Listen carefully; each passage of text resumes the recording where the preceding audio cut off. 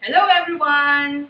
This is Teacher Cathy and today i-share ko sa inyo how to make your red lapu-lapu extraordinary. Okay? Let's start! Okay, now we need one whole red lapu-lapu. We're going to chop off the head. And ipi-fillet natin to.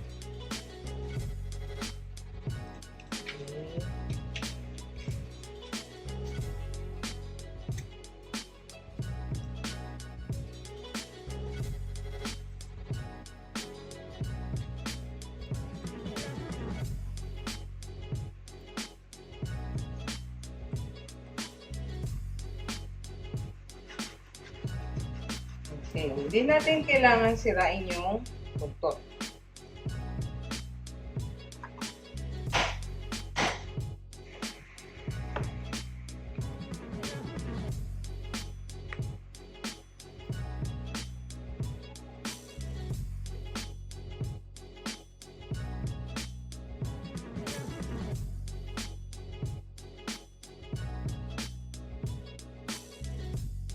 Okay, we're going to marinate it with sausing wine.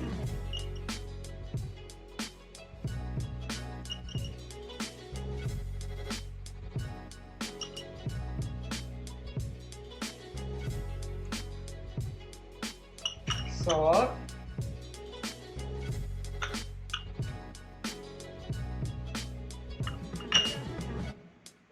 And garlic powder.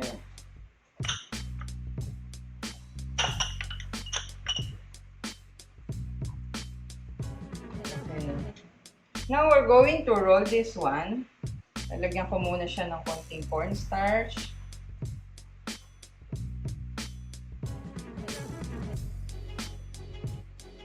Okay. It's important na asinan din natin yung kabila. Okay. And then, we're going to roll this one. The one with the tail.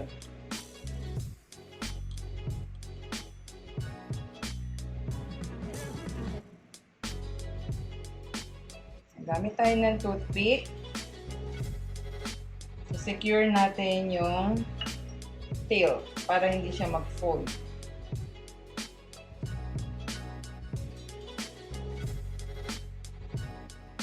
Okay.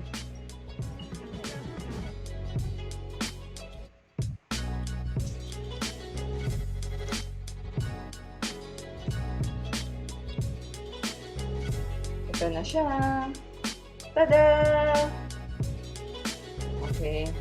Now we're going to deep fry this one.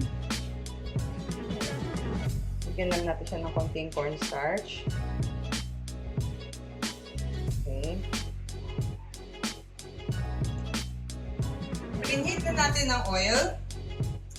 We're going to fry the fish. I'm using vegetable oil.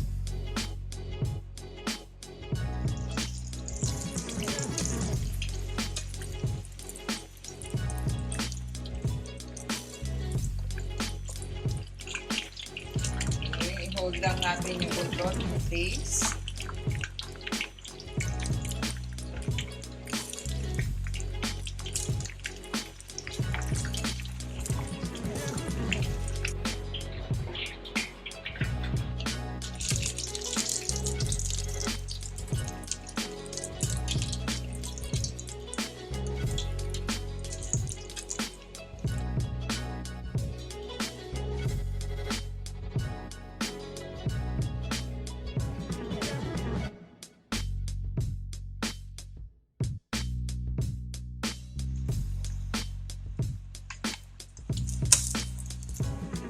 Okay, our fish now is crunchy and ready.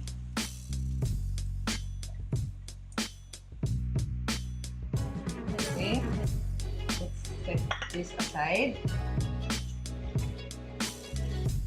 Now we're going to make bubble and squeak. Bubble and squeak, kailangan natin ng potato.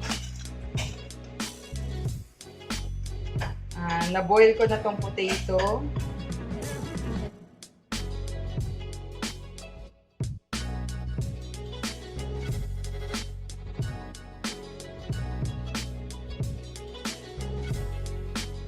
going to mash this one gamit ng ricer.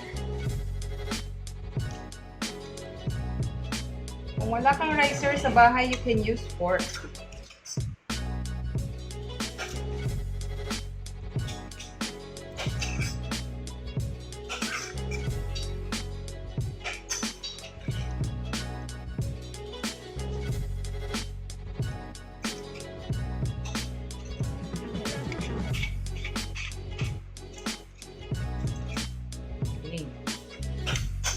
After this one, we're going to season this with salt,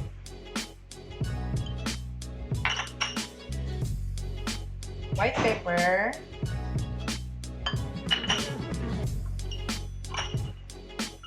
cream.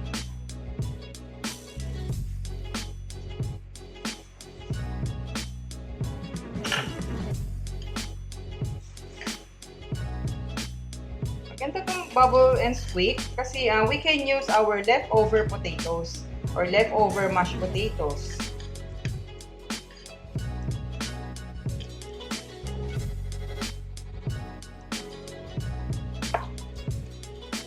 In a small pan, we need butter. 1/4 cup butter.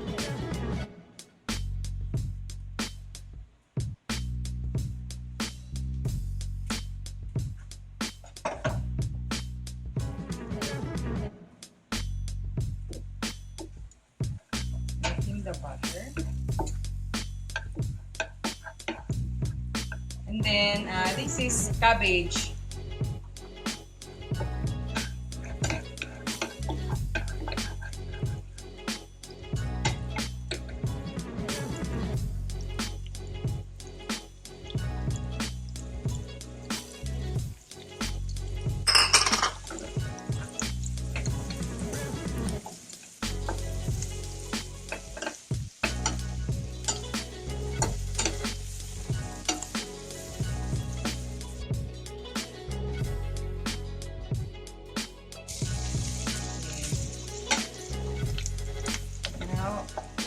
Going to pour this one ating mashed potatoes.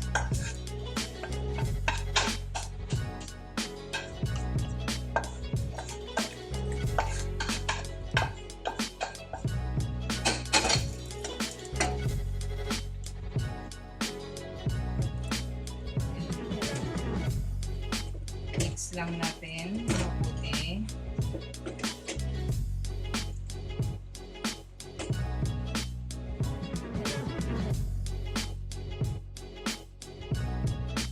I'm going to heat the pan.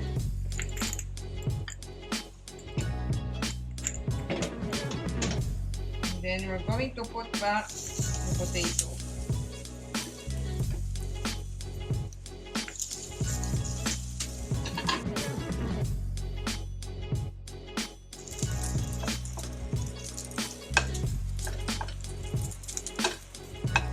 Okay, shape lang natin to into round shape.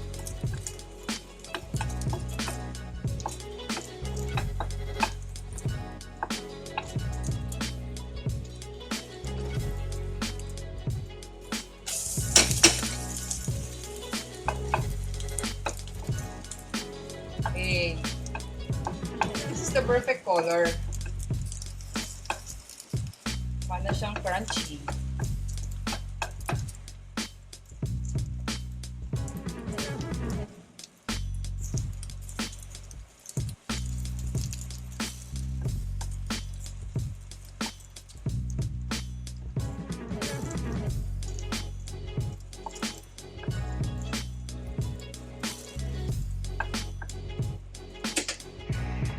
Okay. Okay, now we're going to cut a cucumber. Thin, very thin slices.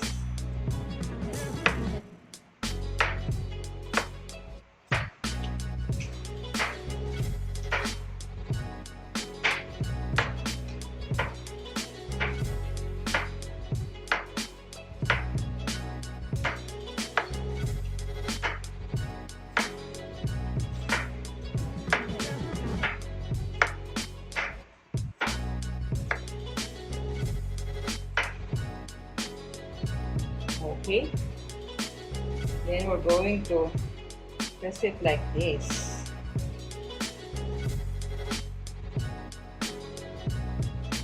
Okay? Now we're going to set this aside. We're going to cut a tomato.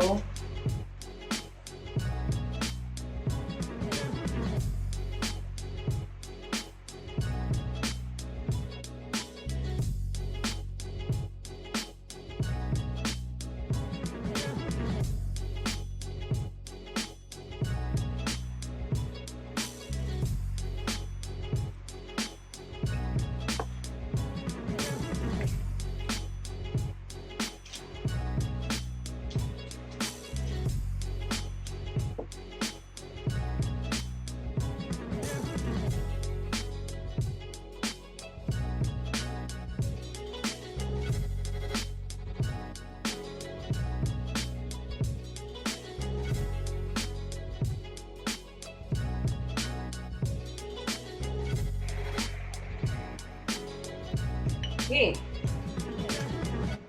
Okay, so now going to plate.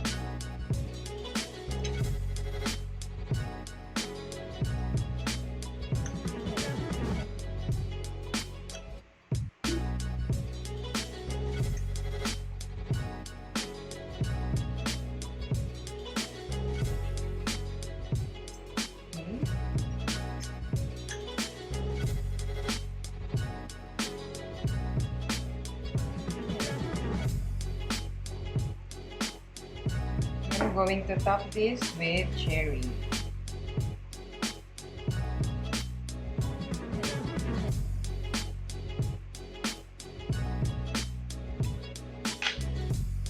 Last but not the least, this is the special mayonnaise. I put cream, condensed milk, and sesame oil.